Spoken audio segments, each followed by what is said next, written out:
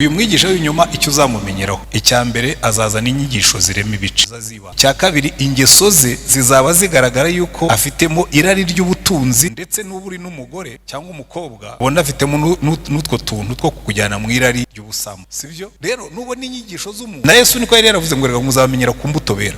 Uyu muntu ugitangira kwize ukabona ibyo urimo guhunga nibyo barimo kugusubiza, kumenya yuko nta buhanuzi bwo mu byanditswe bubasha gusobanurwa uko umuntu wese yishakiye, sibyo? Ntabwo ugomba gusobanura Bibiliya uko wishakiye. Akanabisobanura neza akavuga ngo kuko ari nta buhanuzi bwazanywe n'ubushake bw'umuntu, ahubwo abantu b'Imana bavugaga ibyavuga ku Mana bashorewe n'umwuka wera.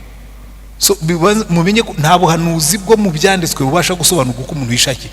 Bibiliya isobanuzwa Bibiliya. Nushaka kumenya icyo Imana ivuga, shaka muri Bibiliya yawe urebe iki kintu Imana ikivugaho. Nusanga umuntu arimo kukwigisha inyigisho zivuguruza iby'ijambo ry'Imana, tangire kuvuga ati uyu muntu agomba kuba arimo kunyobya. Nka biriya Efuremu yavugaga, umuntu arimo arakubwira ngo niwumvikana n'umukobwa ngo musambane, ngo nta cyaha uzaba wakoze.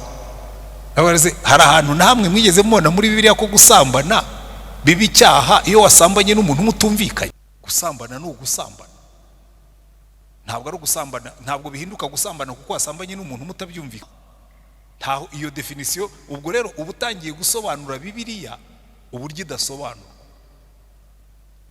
Gusambana ni igihe uryamanye n'umuntu utari umugore wawe, point. Nuba uri umuhungu ukaryamana n'umukobwa utari umugore wawe, mwasambanye. Nuba uri umugabo ugasambana n'umugore utari uwe, mwasambanye. Mwaba mwabyumvikanye, mwaba mutabyumvikanye, mwasambanye.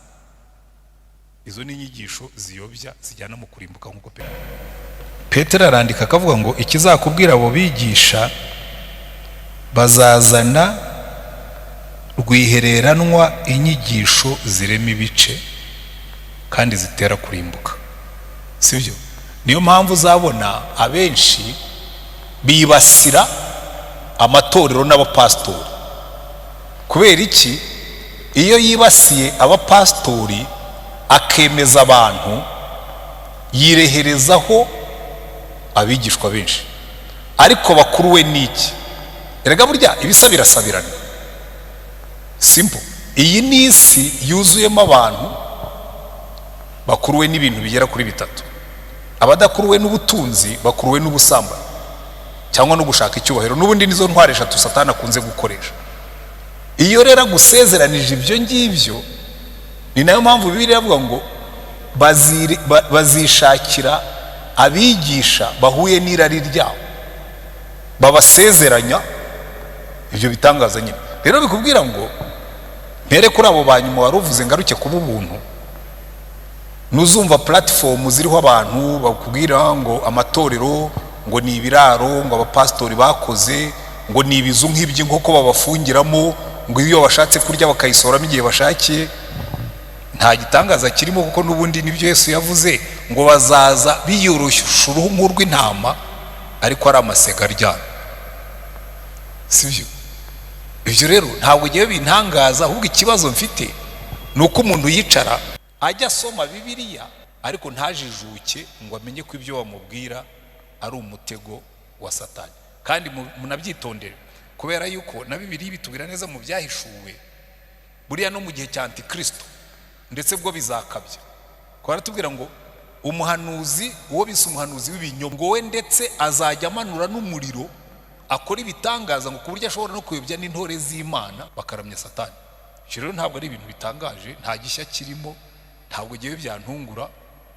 Ahubwo giye ikintungura ni ukubona abantu benshi babyemera. Ariko impamvu babyemera nanone nayo Petero yayisobanuye, baba bafite amagambo areshya, baba bazi kuvuga, bafite logique. Ariko iyo logique iyo yitayeho, hari umwe muri bo wariko yivugira ibya gakondo n'ibindi, we yarwanya ubukristo. Nta nubwo ari ibya gakondo, si byo avuga, mutaza kubitiranya. Warwanya ubukristo gusa. Noneho twigeze kandi agakoresha Bibiliya. Ubwo abajya gukurikira amaradiyo na za ntuzashobora no kumenya uwo ndimo gukoraho reference, ntabwo nshaka gusebanya.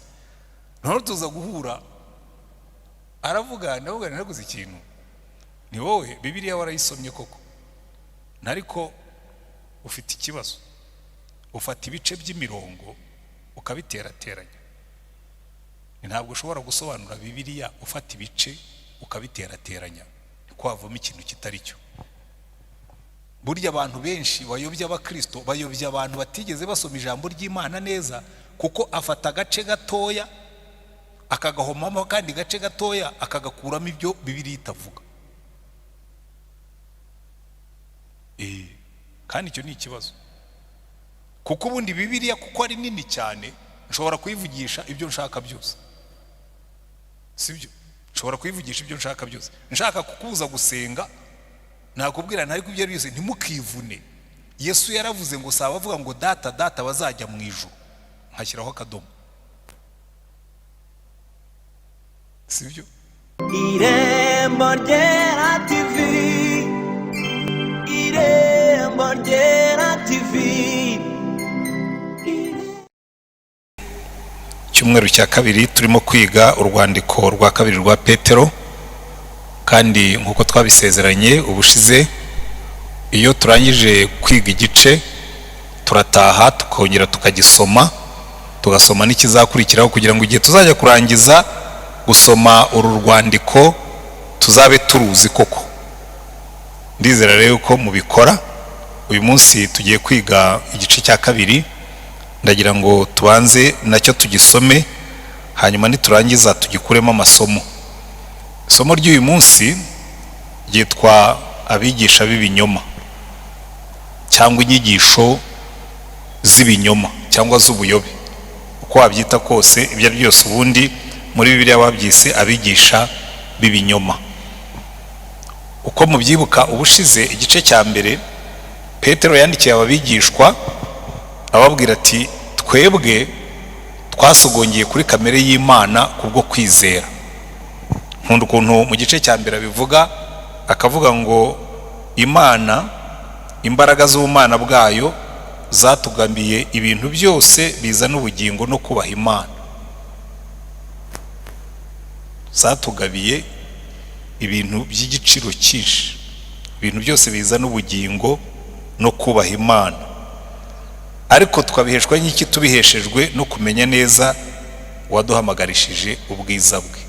Ko kumenya Kristo, buriya mu bintu tuzajya twiga tuzasubiramo kenshi, kumenya Kristo nibyo shingiro ry'ibintu byose. Kumenya Kristo niryo shingiro ry'agakiza kacu, kumenya Kristo niryo shingiro ryo gukiranuka kwacu tukirinda ibyaha, no kumenya Kristo ni naryo shingiro ry'ubugingo bw'iteka, kubera yuko naza tuzamumenya uko ari, nawe aduhindure duse nawe. Hanyuma Petero amaze kwandika ibyo ngibyo yarabwira ngo rero ubwo mwamaze kuba abana b'Imana, mukaba mwarahawe kamere y'Imana, mumaze guhunga kononekara kwazanywe mu isi no kwifuza, akavuga ati noneho nimureke uko kwizera kwabahaye ako gakiza, kwizera kwanyu mwongereho ingeso nziza. Amen. Ingeso nziza muzongereho kumenya, mujijuke. Kumenya mukongereho kwihangana, kwihangana mwongereho kwirinda, kwirinda mwongereho kubaha Imana, kubaha Imana mwongereho gukunda bene data, gukunda bene data mwongereho gukunda. Mbese muwe abantu bakuze basa na Yesu. Hanyuma akavuga ngo kandi ibyo bintu bigira umusaruro. Muze kwitegereza uburyo ba Petero bandika, iteka ryose baba very result oriented, mbese berekana umusaruro. Akavuga ngo ibi ngibi niba mubigwiriye bizatuma mutaba abanyabute cyangwa ingumba mu byo kumenya Kristo Yesu. Ko kimwe mu bintu Imana ihora ibwira abantu bayo, tugomba kwirinda kuba ingumba no kuba abanyabute. Kimwe mu bintu Imana ihora ibwira abantu bayo, tugomba kwirinda kubaho ubuzima butagira umusaruro, ubuzima butagira umusaruro. Buriya kubaho nabi si ukuba umukene. Kubaho nabi ntabwo ari ukuba umukene. Kubaho nabi ntabwo ari ugutura ahantu habi. Kubaho nabi ni ukubaho ubuzima butagira intego, butagira purpose. Kuko muzabona hariho n'abantu bakize pe, akaba akize, ariko wareba ugahoze ko uyu muntu akize, kuki abaho nabi? aba yasinze, aba yagiye mu bagore, aba yagiye mu tujagari twimbura mu maro, aba yagiye utekereza ko ari n'abantu nk'iyo ugiye muri Amerika nibwo ubibona, hariho n'abantu bakize bajya mu rumogi. Kwase uyu muntu ko ari umukiri kuki ajya mu rumogi? Nta purpose, nta ntego ubuzima bwe bufite. Niyo mpamvu rero uzabona hano Petero arandika akavuga ngo ibi nibibaho mu bigwiriye bizatuma mutaba abanyabute cyangwa ingumba mu byo kumenya Kristo Yesu. Ntabwo mutugomba kuba ubuzima butagira umusaruro. Na iki gice tugiye kwiga cya kabiri cyo kivuga kubigisha b'ibinyoma. Naho aravuga ati ababigisha b'ibinyoma inyigisho zabo nazo zigira umusaruro ariko ni mubi, bizagira ingaruka ku bazumva, bigire n'ingaruka ku bazitanga. Sibyo? Reka noneho dusome igice cya kabiri tugikuremo amasomo, n'ubundi nk'uko bisanzwe ndabasigira umwanya wo kubaza ibibazo, nituba turangije nta bibazo bigihari dusenge dutahe. Abari hafi n'abari kure ubwo mwese murararitswe. Igice cya kabiri rero turagisoma ngo ariko. Urabona igice cya mbere iteka ryose muri Bibiliya muzige kujya musesengura aya magambo bita connectors mu Cyongereza, amapata.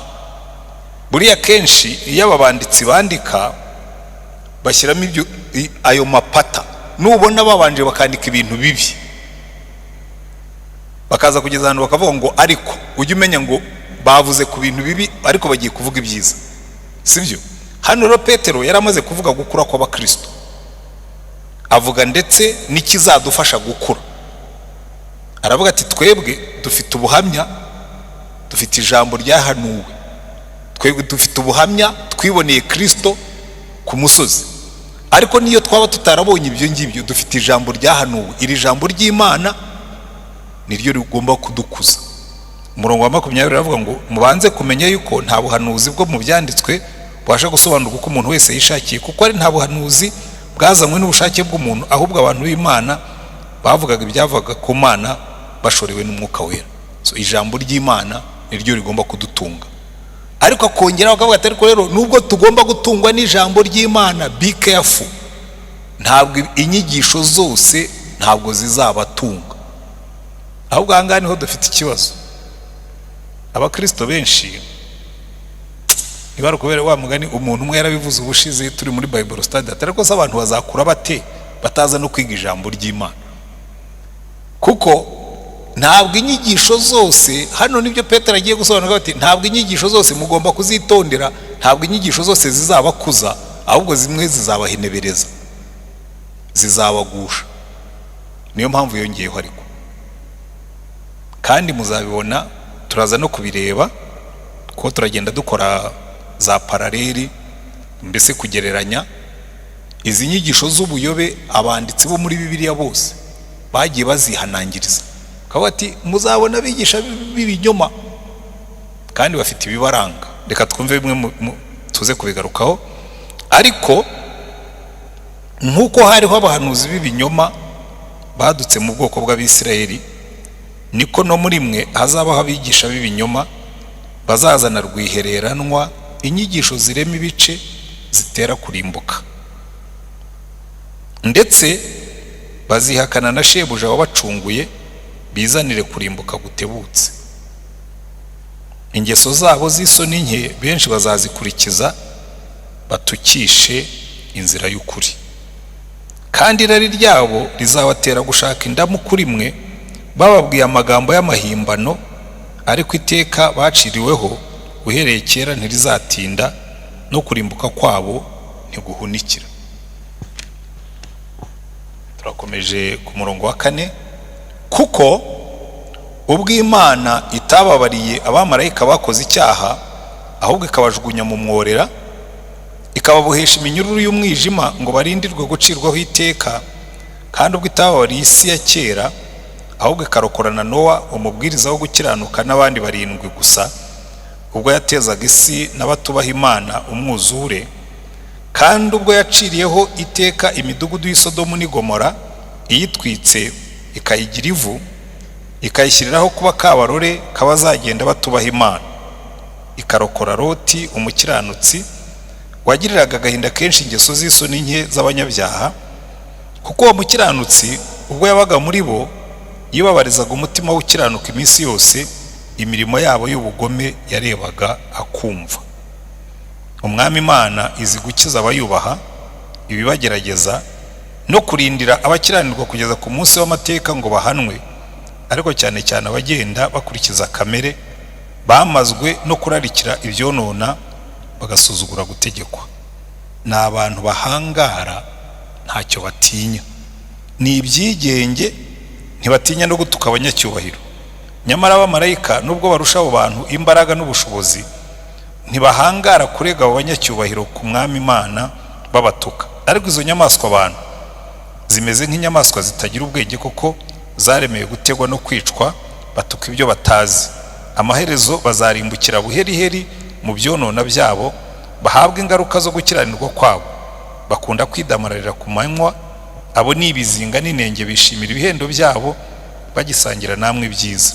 Amaso yabo yuzuye ubusambanyi, ntahaga ibyaha. Bashukashuka b'imitima idakomeye, bafite imitima yamenyereye kurarikira ibibi, nabo kuvumwa. Baretse inzira igororotse barayoba, bakurikiza inzira ya Balamu mwene Bewori wakunze ibiguzi byo gukiranirwa, ariko ahantu ubugome bwe ubw'indogobe itavuga, yavugaga ijwi ry'umuntu ikabuza ibisazi by'uwo muhanuzi. Abo ni amasoko akamye, ni ibihu bijyanwa n'inkubi y'umuyaga, barindiwe umwijima w'icuraburindi, kuko bavuga amagambo akakaye yo kwihimbaza. Bashukashuka bari mu ihunga ryo guhunga bagenda bayobye, bakabashukashukisha irari ry'umubiri n'imigenzo y'isoni. Babasezeranya umudendezo, nyamara ubwabo ari imbata z'ibiboze, kuko icyanesheje umuntu kiba kimuhinduye imbata yacyo. Niba kumenya neza Yesu Kristo umwami wacu n'umukiza ko arabateye guhunga, bakava mu by'isi byonona, maze bakongera kubyizingitirizamo bikabanesha, ibya nyuma byabo biba birushije ibya mbere kuba bibi. Icyajyaga kubabera cyiza iyo abo batigeze kumenya inzira yo gukiranuka, biruta ko basubira inyuma bamaze kuyimenya, bakareka itegeko ryera bahawe. Ibyabasohoyeho ni iby'uyu mugani wo kuri ngo imbwa isubiye ku birutsi byayo, kandi ngo ingurube yuhagiwe isubiye kwigaragura mu byondo. Abigisha b'ibinyoma, ibintu bikomeye cyane. Urabona n'ibigereranyo Petero akoresha birakakaye kabisa, turaza kubigarukaho. Icyambere ndagira ngo turebe ikintu kiranga izi nyigisho z'ibinyoma. Iyo witegereje neza ababigisha n'inyigisho zabo, Petero atubwira neza yuko inyigisho bigisha zigaragara nk'ubutumwa bwiza. Niyo mpamvu zibana mbi cyane, nuko buriya umurozi aje kukuroga akazana uburozi busobanutse, akanabukwereka rwose, ukabona ibintu ugiye kurya birimo imitwe y'inzoka, birimo umugongo w'ibikeri, bikaza ari byo byuzuye isahani, ntabwo wabiri. Ariko iyo afashe igikeri akagisya, akakuzanira ibijumba byiza bitetse n'ibishyimbo birimo imboga, hanyuma akaminjiramo bwa burozi, uburyo abivanga neza ntibugaragare, urabirya ugapfa. N'izi nyigisho rero aravuga ngo hariho abahanuzi b'ibinyoma badutse mu bwoko bw'Abisirayeli, namwe hazabaho abigisha b'ibinyoma. Umva umurongo wa mbere, bazazana rwihereranwa inyigisho zirema ibice zitera kurimbuka. Ntabwo ziza ku mugaragaro, ziza mbese mu buryo ziza rwihereranwa. Ntabwo bazazigishiriza muri pulpiti, bazazigisha mu byumba, bazazigisha rwihereranwa, bazazikubwira mu nzira mugenda, mwicaye muri salo muganira. Ariko akatubwira ati kizabibabwira zizaba ari inyigisho zirema ibice. Kandi burya niba mujya mutega amatwi neza, abantu bose bazana inyigisho z'ibinyoma babanza gukritika itorero. Ariko biriya nuzumva umuntu abanje kuvuga nabi itorero mbere yo kukwigisha, ujye umenya ngo uyu nguyu yatangiye kuzana inyigisho z'ibinyoma. Ni inyigisho ziza rwihereranwa, ntabwo bazazigishiriza hano, kandi ni inyigisho zirema ibice. Ariko buriya ati mwibwira yuko ayo matorero hari ikintu ashobora kubagezaho. Nabira bintu ni ibintu by'amadini gusa, ati buriya inyigisho nzima ntazo muzabona muri ari amadini. Ugasanga buri gihe inyigisho ze yigisha ikintu aheraho no kubanza gusenya ibisanzweho, kubanza gusenya ibisanzweho. Nta gahinda k'itorero afite, nta gahinda ko guhindura ubuzima bw'abantu afite, ahubwo we arasenya. Aravuga ngo zizaza ari inyigisho zirema ibice zitera kurimbuka, ndetse bazihakana na shebuja wabacunguye. N'ibya Yesu bazatangira kubishyiraho ikibazo. Icyo si kimwe tubonye kiranga izi nyigisho. None umva mu gice cya kabiri, ikindi kizakubwira ababigisha b'ibinyoma, uzamenyera ku mbuto zawo, niko Yesu yatubwiye. Erega ababigisha b'ibinyoma na Yesu yari yarabahanuye, kuko muri Matayo ibice 7 aravuga ngo mwirinde kuko hazaza abahanuzi b'ibinyoma, bazaza bafite uruhu rw'intama ariko imbere ari amasega aryana. None bakatubwira uburyo tuzamenye ngo muzabamenyera ku mbuto bera, ngo ntabwo ushobora gusoroma umutini ku migenge. Kubera iki? Arano Petero aratubwira ngo ingeso zabo z'isoni nkenshi bazazikurikiza, batukishe inzira y'ukuri. Ikintu kizabakubwira ni abantu, anatubwira n'izo ngeso mbi izo arizo. Kuko hirya iyo ugiye inyuma ku murongo wa 10 kugeza ku wa 14 aratubwira ngo abo bantu ngo bagenda bakurikiza kamere, bamazwe no kurarikira ibyonona, bagasuzugura gutegekwa. Sibyo? Noneho ku murongo wa 12 wayereka kamere ku wa 13, bakunda kwidamararira ku manywa.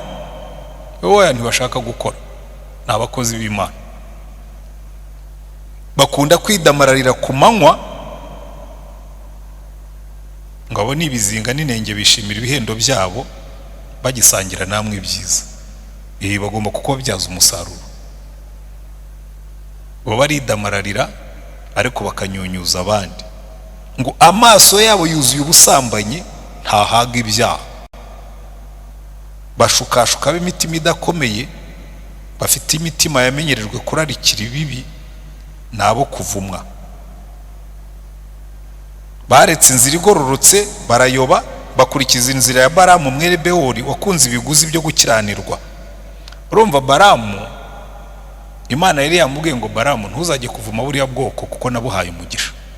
Aranabivuga rwose, abibwira Baraki, aramubwira ati Baraki, sinshobora kuvuma aba bantu. Intumwa za mbere bohereje yaravuga ati jewe sinshobora kugenda ngo njye kuvuma aba bantu, Imana yambwiye ngo sinzajyeyo.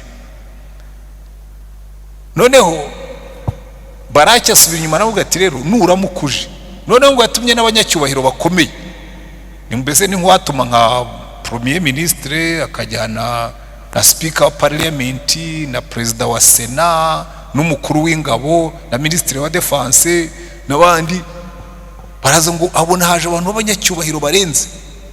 Ubwo nabo mu butabera, bona nibagiwe yuko muri Big 5 habamo abo ngabo ministre w'ingabo, nta nubwo habamo president wa Supreme Court. Abanyacyubahiro bakuru baragenda bagiye baramubwira ati urabona abantu noneho bagutumyeho, nuza ukavuma buriya bwoko bazaguha icyubahiro bakongerereho na cash. Aratubwira ngo rero ababigisha b'ibinyoma ngo bagendera mu nzira ya Baramu, kuko Baramu yaretse iby'Imana yari yamubwiye, akuruwe n'amafaranga n'icyubahiro, ajya gukora iby'Imana itamubwiye, ajya kuvuma ubwoko bwahawe umugisha. Uretse ko yagezeyo Imana ikamupfuka umunwa. Burya Baramu yahanwe kabiri. Nubwo hano Petero avuga gusa ko indogobe ye yavuze ikamukosora, anagezeyo Imana yamupfutse umunwa iramubwira ati ibyo byose ntabwo uri bubavume. Yabumbura umunwa agiye kubavuma akabahesha umugisha. Baraki ageze aramubwira ngo mva, urihombeje, nati kigusubizayo ntayo ndi buguhe, taha mvira hano. Buriya Baramu yahombye kabiri. ariko icyo Imana yashakaga kwerekana ni nabyo Petero avuga ati n'abariya bazahomba kabiri kuba baramenye Yesu barangiza bakava mu nzira bakamwihakana, bazabihomberamo kuko urubanza niruza bazatsindwa kandi n'umusaruro wabo nawo ni mukeya. So n'abantu rero urebye Petero abagereranya na Baramu, ariko afite n'ibindi bigereranya akoresha cyane ko Petero ntabwo yabakundaga. Iki kibakoresha, igikoresha aba bantu nacyo Petero arakidusobanurira, ko aratubwira ati ikizakubwira aba bahanuzi b'ibinyoma n'abanebwe ariko bakoreshwa no gushaka indamu. Mu murongo wa 3 aravuga ngo irari ryabo rizabatera gushaka indamu kuri mwe, bababwiye amagambo y'amahimbano, ariko iteka baciriweho ntirizatinda. Vuga ngo bazabwira amagambo y'amahimbano bababeshya, kuko n'abantu bakurikiza irari ryabo, bakoreshwa n'irari, ntabwo bakoreshwa no gushaka ubugingo bw'abantu, ahubwo bakoreshwa n'inyungu zabo bashaka kubakuramo. Irari ry'ibintu bibiri, icyambere bavuga ati aba bantu bashaka irari ry'igitsina cyangwa ry'umubiri, n'abantu ngo amaso yabo yuzuye ubuhehesi, ngo bashukashuka abagore. Hari n'ahandi mu Bibiliya ibi nawe bigarukaho kenshi na ba Paulo barabyanditse, ngo bashukashuka abagore b'imitima yoroshye, ngo bagasenya ingo nyinshi. Bafite irari ry'ubutunzi ngo bazashakamo indamu mbi, bafite n'irari ry'icyubahiro, niyo mpamvu banyura mu nzira ya Baramu. Noneho akavuga ati abangaba muzababwirwa n'inyigisho zabo z'ibinyoma kandi zirimo ibice.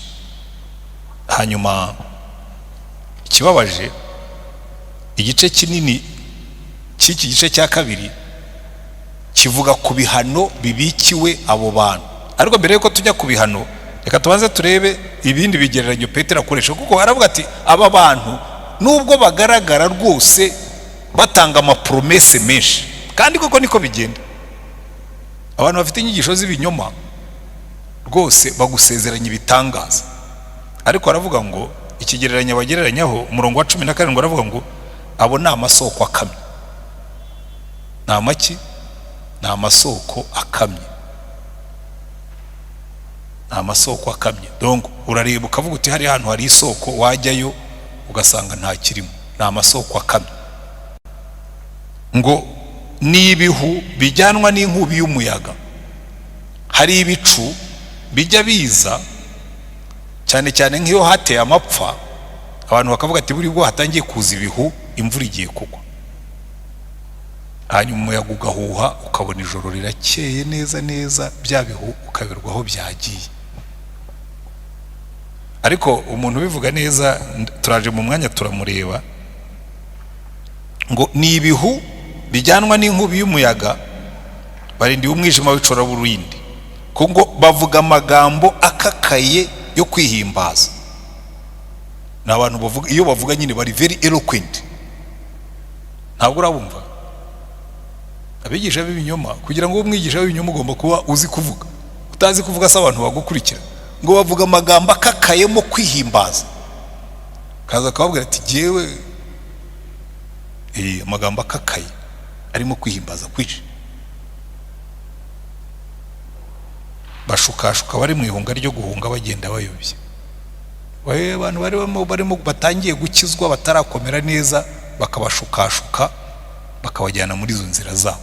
Niyo mpamvu nimureba muri Bibiliya, Paulo yandikira Abefeso mu gice cya 4 ku murongo wa 11 kugeza ku wa 16, arababwira ngo rero buriya ngo icyatumye Imana yashyizeho intumwa, ishyiraho n'abahanuzi, ishyiraho n'ababwiriza ubutumwa bwiza, ishyiraho n'abashumba, ishyiraho n'abigisha, ngo kugira ngo abera batunganirizwe kugabura iby'Imana. Hepfo akavuga ngo kugira ngo tudakomeza kuba abana bateraganwa n'imiraba y'imyigishirize n'ubwenge bubi bw'abantu bushobora kutuyobya. Hano aravuga ati abangaba bashukashuka abantu batari bakomera, bakabayobya bakabakura mu nzira y'agakiza.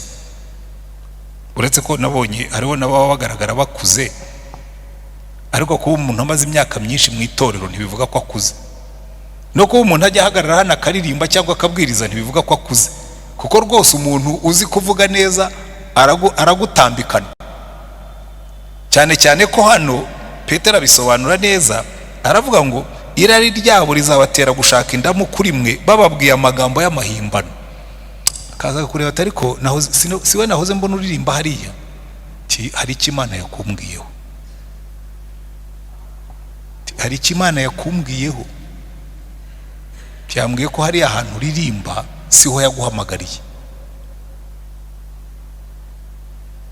ukagenda ukajyayo, wamara kujya iyo amaze kukubona buri munsi araguhanurira. Arabwira ati nijoro ndyamye nakweretswe, ati nabonye Imana ikuzamuye, ati urimo kuzamuka, ati ahantu Imana ikujyanye sinza hariho. Urumva umuntu wari ukugaburira bene iryo funguro, nkubwire niyo waba waraye ubusa. Jewe ntangazwa n'abantu bigisha inyigisho z'ubuyobe, kubera ko bazi ukuntu agufata akakubwira neza, akaguflata, akagutwara, noneho cyane cyane yazi ko ufite cash ho rwose ni ibindi. Umupastor umwe yahoze ambwira, umuhanuzi yaraje aramuhanurira, aramubwira ati ndagira ngo unshakire abantu 3 hano mu itorero, hari ikintu Imana yahanyeretse, hari ibintu Imana igiye kubakorera, ariko unshakira abo bantu 3 banzu bambwiye, nzabagukuriremo iby'Imana yambwiye. Aramubwira toya, hano si uko dukora, iby'Imana izatubwira gukora tuzabikora twese, ntabwo bizakorwa nabo bakiri umbwira. Undi atoya jya wumvira Imana, ariko kandi uri umushumba woroshye nawe bashobora kukuyobya, kuko niba hari umuntu ufite amafaranga si ngombwa ko muhanurira ko Imana igiye kumuriza indege kugira ngo ayatange. Ariko uzitegereze abantu bazwiho amafaranga cyangwa bayafite, ariko ntabwo ari abantu bazwiho amafaranga bose abahanuzi bazahanurira, kuko hari uwatangira guhanurira akamucira mu maso, ariko wa wundi warumye kugakiza utangiye kukaryoherwa, abe yiteguye bazamubyaza umusaruro. Niyo mpamvu hano Petero aratubwira ngo bashukashuka abantu bari mu nzira yo guhunga kurimbuka. Aragenda akavuga ati ariko uriya mugore mbona arimo gushaka iby'Imana, henga njye kumuhanurira. Uriya mugabo nawe nabonye asigaye asenga, ubwo bakaba guhanuriye. Muzitegereze izi nyigisho uko Petero azivuga, uko zakoraga kera na nuno munsi niko zikora. Abo ni amasoko akamye, ni ibihu bitagira amazi, bihuha n'umuyaga, niko bagereranya. Hanyuma akatubwira ngo kandi iyo mikorere yabo izabajyana mu kurimbuka. Reka nihute kugira ngo basigire umwanya munini wo kugira, ariko reka tubanze twumve ukuntu na Yuda, kuko wagira ngo Yuda na Petero bandikiye hamwe. Muhindukize ko gatoya mujye mu rwandiko rwa Yuda, rwo ni na rugufiya, abakunda gusoma mushobora kurusoma muri uyu mugoroba mukarurangiza, kuko rwo ntirwamara n'iminota 5, ni rugufi cyane. Yuda yanditse kuri aba bantu aravuga ngo, reka mpere inyuma aho avuga abo bantu, akoresha ibigereranyo nk'ibi bya Petero. Reka mpere ku murongo wa 11, aravuga ngo bazabona ishyano kuko bagendeye mu nzira ya Kayini, bagahomboka birukanka batirinda, bakiroha mu cyaha cya Baramu bohejwe n'ibiguzi, bakarimbukira mu bugome bwa Kora.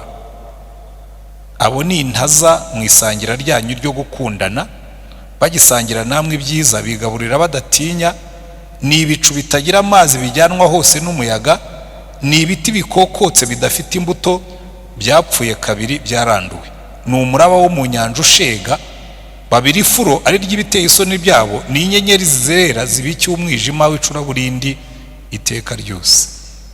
Urumva hano uko Petero bavuga nuko Yuda bavuga byenda gusa. Unasomye urwandiko rwa Yuda n'urwa Petero, usanga umwe ngira ngo yarakopeye ibyundi, cyangwa igihe bandikaga banditse barimo kubwirizwa n'umuntu umwe. Bishoboka ko wenda Yuda yandikaga, Petero arimo kwadikita kuko niwe wari mukuru. Iki rero kikubwira ngo aba bantu ikigereranyo babagereranya ni ukuvuga ngo nubwo babasezeranya byinshi, ariko ntacyo muzakuramo. bakubwira ko ibitangaza bizakoreka, nuzi ibitangaza uzabibona, ugategereza igitangaza cyawe ukakibura. Jewe nkunda cyane abahanuzi bamwe, hari igihe umuntu aza akaguhanurira ibintu udakeneye, kaza akambwira ati mbonye Imana iguhaye ikimodoka kinini. Icyo nkabona ko se icyambere Imana irabizi ko ntakunda imodoka nini, icya kabiri ikimodoka kinini ubundi irakimpa ngo nyimarishe iki ko n'ubundi ntagenda n'amaguru. Bure kujya guhanurira umuntu ukeneye ibisubizo, wowe urampanurira ibyo mfite. Umuntu akaza akambwira ngo Imana iguhaye inzu ya etaje ngo nyimarishe iki kwiwanjye hasigaye abantu bake. Nanarutse nubatse n'inzu sinakubaka ya etaje kuko abana banjye bose bamaze gukura, ahubwo mfite ikibazo niyo ntuyemo ejo izaba yambanye nini. Inzu ya etaje se irayimpa ngo nyimarishe iki? Rero hari ibintu rimwe na rimwe abantu batabona yuko hari ubuhanuzi bubera abantu bamwe butabera abandi. Abo bamenyereye kubwira inzu za etaje, ubwo n'ubuhanuzi butatu. Iteka ryose iyo mwumvise ndarakara, bakakubwira ngo uri indege, ngo nkubonye urira indege. Jewe isi narayizengurutse, niba hari ikintu nanga ni indege rwose. Na indege na umva ngendege mu ndege bucya mu gitondo wabyimbye ibirenge, uricara amasaha 8 iyo ushaje nkanjye ukabyuka wabyimbye ibirenge, ngo ukampanurira ngo ngiye kubyimba ibirenge, ngo urampanuriye. Ahubwo biba ari nk'igihano kugira ngo uvuge ubuntu bimeze n'umuntu azaga kuvuga ati nakubonye wabyimbye ibirenge mu gitondo nubwo mvuye mu ndege. Urambwira ngo ngiye mu ndege, ngiye muri Amerika, ngiye kubyimba ibirenge, ngo ndishima nako nagize gute. Rero niyo mpamvu hano Petero arabagiranye akavuga ngo n'abantu n'amasoko akamye, ni ibihu bijyanwa n'inkubi y'umuyaga, bagusezeranya byinshi ariko hakavamo biki, bagusezeranya ibitangaza ariko bidakorwa nabo. Kuko ni nacyo kintu abakristo bagombye gusobanukirwa. Umuntu ntazagusezeranya ibitangaza kandi atari ubikora. Ariko ubundi tubwirana ukuri, ubu mpaye amafaranga nkaguhanura ko Imana igiye kuguha itike, kabone wenda umbwiye uti mpa amafaranga nkuhe itike, aho nabyumva. Se urarambwiye ngo ndaguhanurira umpa amafaranga ngo hanyuma Imana izaguha itike, iyo diri bikoze nabi. Iyaba ari wowe nibura wabikoraga ukambwira uti ndagusengera Imana iguha itike, ariko iyo gihe nanjye nakubwira ni banza usengere itike ninyibona amafaranga nzayaguha. Kuko urenda mbaye nk'urugero rw'abantu, umugore akicara wenda akeneye urubyaro, amaze igihe rusengera, umuntu akamubwira ngo ushyira amafaranga ahangaha ndagusengera, nutabyara uzabimbaza. Nintabyara se nyine nzabikubaza se nkujyane mu rukiko twigeze dusinyana kontara. Banza usengere nimbyara uzambwire nyakuzanire. Aha rero niho ubona Petero asobanura akavuga ati aba bantu babasezeranya byinshi ariko mugasarura bike. Ni ibicu bihuha n'umuyaga, ni amasoko adafite amazi gusa. Kubera bya bindi twabonye imbere, kubera ko bazi kuvuga neza, ntabwo bizababuza kugira abantu benshi babakurikira. Ni nkuko buriya ndumva uko babahanuzi b'ibinyoma, ababigisha b'ibinyoma Petero avuga ni nk'abahungu b'ibinyoma. Jewe nge ntangara iteka ryose, ukabona umuhungu yakoze amahano umujyi yawujuje abana, ariko ntabura abakobwa asambana nabo. Bavuze kuki abakobwa atabibona? Uyu muhungu arazwe, abashobozi iki? Uko abantu bemera ibinyoma by'abahungu b'ibinyoma, niko abakristo bemera inyigisho z'abigisha b'ibinyoma. Baba bazi kuvuga neza, ako karimi niko kabahahira. Biba ari ibinyoma. Petero yabivuze rwose ati amagambo yabo batumbyemo agasuzuguro, nta kintu batinya.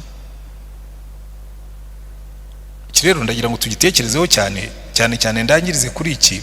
Ubona bakavuga ati nubwo bakora ibyo ngibyo amaherezo yabo bazarimbuka. Agatanga ibigereranyo bitatu akavuga ngo niba Imana itarihanganiye abamarayika bigometse mu ijuru, niba Imana itarihanganiye abantu bo mu gihe cya Nowa ikabarimbuza umwuzure, niba Imana itarihanganiye ab'isodomu na Gomora n'ubusambanyi bwabo ikabarimbuza umuriro, n'aba nabo bazarangiza nk'ababanjirije. kuko nubwo urubanza rwabo rutinze, Petero avuga ngo niyo rwatinda ntiruzahera, kuko iby'Imana yavuze byose no gusohora bizasohora. Amen. Hanyuma akarangiza tubwira ngo rero twebwe ubwo twizeye Imana dukomerere dushikame mu byo twizeye. Ariko ibyo ngibyo tuzabireba mu gice cya gatatu, kuko niho yabishyize, kuko igice cya gatatu akomereza aho ngaho agasobanura ibyo kugaruka kwa Kristo. Yarangiza akavuga ati none buriya ubundi uru rwandiko rusomye uruhurutuye nibwo ubyumva neza, kuko uburyo bikase igice cya kabiri atubwira ibyabo bigisha b'ibinyoma, kubera ko avuga ngo tugomba gukura kugira ngo tutayobwa nabo bigisha b'ibinyoma. Noneho akatubwira urubanza ruzacirwa kuri abo bigisha b'ibinyoma, akatubwira ati ariko niyo byatinda ntibizahera. None kubera izo mpamvu mwebwe nk'abakristo mube mukuze. Reka ndangirize kuri aya magambo avuga ngo umurongo wa 14 w'igice cya gatatu, nicyo gituma bakundwa ubwo mutegereje ibyo mukwiriye kugira umwete wo kuzasangwa mu mahoro, mutagira ikizinga, mutariho umugayo mu maso ye. Kubera iki? Ba bandi bigisha ibyo ngibyo bazabashyiraho ibizinga, bazabashyiraho umugayo. Mumenye yuko kwihangana k'umwami wacu ari agakiza, nkuko mwene data ukundwa Paulo yabibandikiye abwirijwe n'ubwenge yahawe, ndetse no mu nzandiko ze zose yavuze ibyerekeye ibyo. Icyakora zirimo bimwe biruhije gusobanukirwa, iby'abaswa bahindagurika bagoreka, nkuko bagira ibyanditswe bindi bakizanira kurimbuka.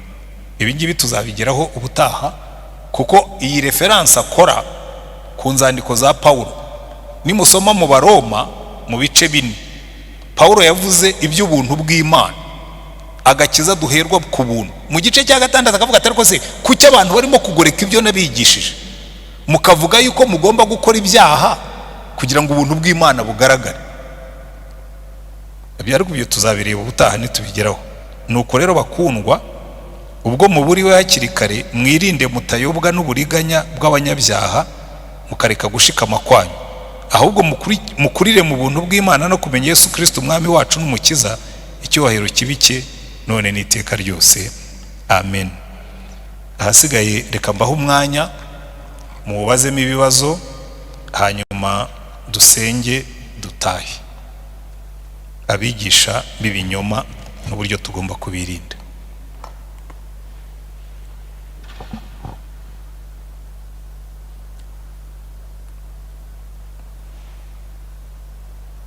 Urabwira aba bantu ko witwa, nubwo maze iminsi bashobora kuba.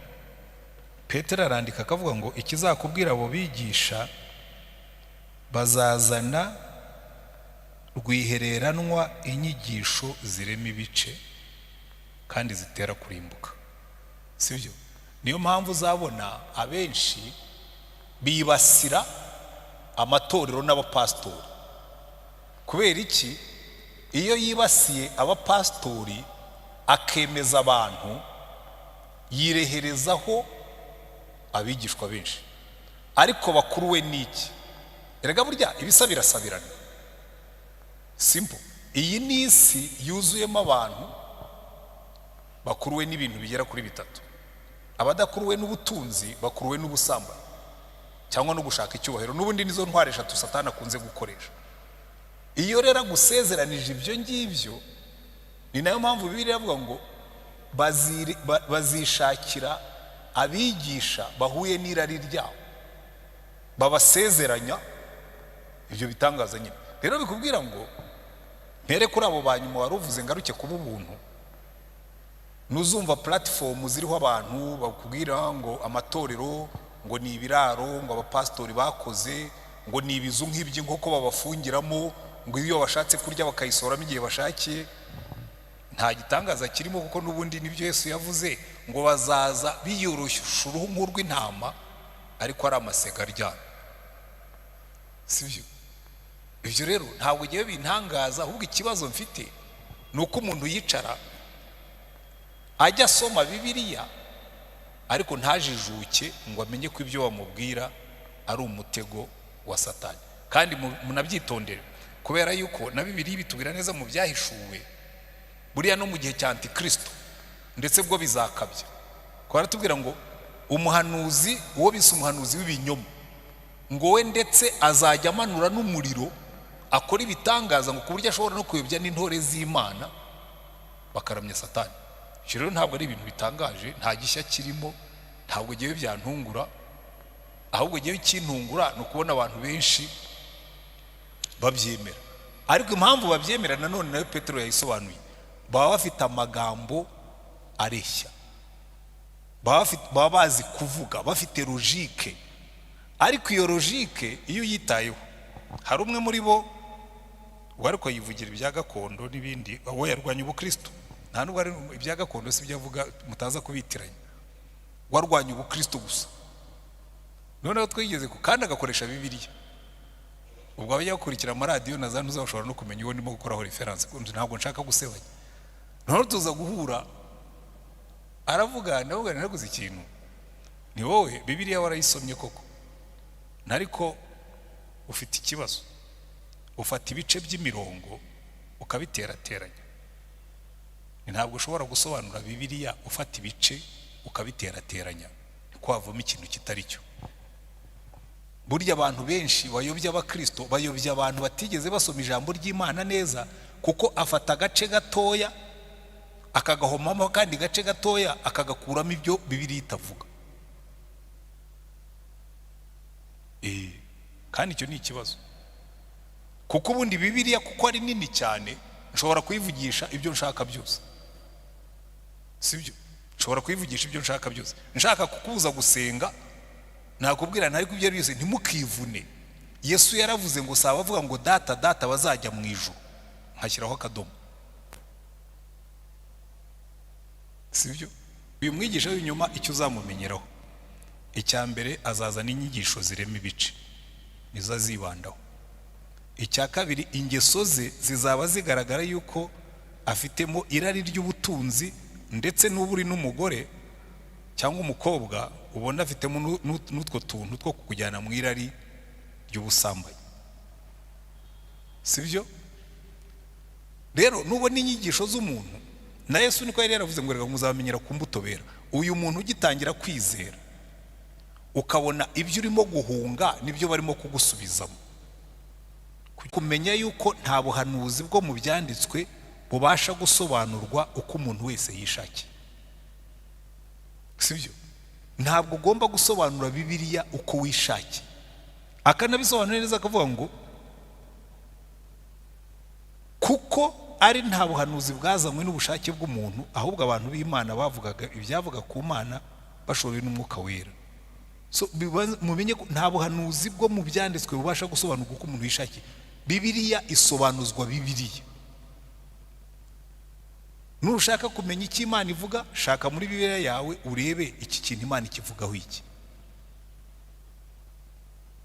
Nusanga umuntu arimo kukwigisha inyigisho zivuguruza iby'ijambo ry'Imana rivuga, utangire kuvuga ati uyu muntu agomba kuba arimo kunyobya. Nka biriya Efuremu yavugaga, umuntu arimo arakubwira ngo niwumvikana n'umukobwa ngo musambane, ngo nta cyaha uzaba wakoze. Hari ahantu na hamwe mwigeze mubona muri Bibiliya ko gusambana bibi icyaha iyo wasambanye n'umuntu mutumvikanye? Gusambana ni ugusambana, ntabwo ari ugusambana, ntabwo bihinduka gusambana kuko wasambanye n'umuntu mutabyumvikanyeho. Ntaho iyo definisiyo. Ubwo rero uba utangiye gusobanura Bibiliya uburyo idasobanura. Gusambana ni igihe uryamanye n'umuntu utari umugore wawe, point. Irembo ryera TV, Irembo ryera TV, Irembo ryera TV, Irembo ryera TV, Irembo ryera TV, Irembo ryera TV, Irembo ryera TV, Irembo ryera TV, Irembo ryera TV, Irembo ryera TV,